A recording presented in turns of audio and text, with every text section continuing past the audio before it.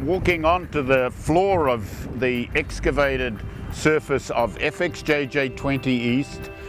This is a site that's dated to 1.6 million years ago. This is a large excavation for special reasons. It's about 100 square meters of excavation.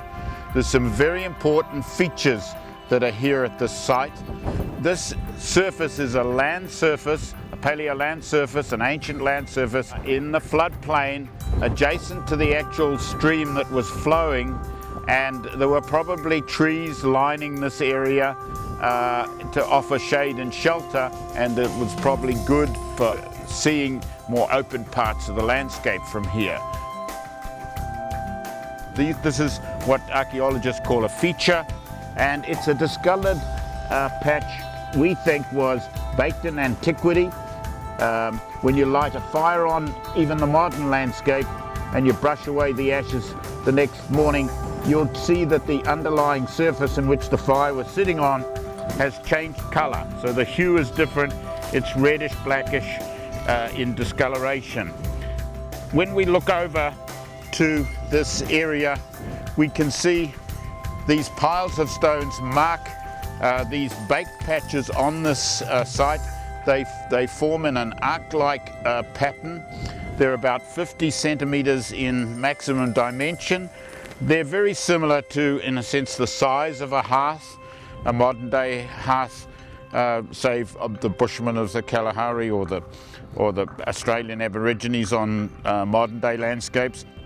And they were baked to about 500 degrees centigrade or a little bit higher, so they're an anomaly. When fire sweeps across the savanna landscape, it only bakes the sediments to about 100 degrees centigrade. So these were baked to about 500 degrees centigrade.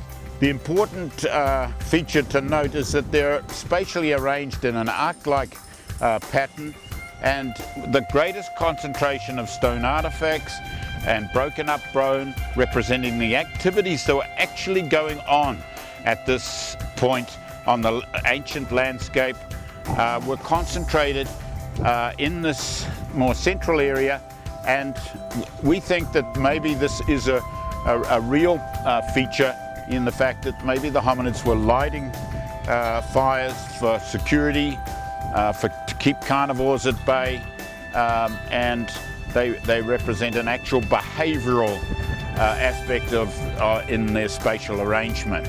And we think that they represent some of the earliest evidence of humanly controlled fire.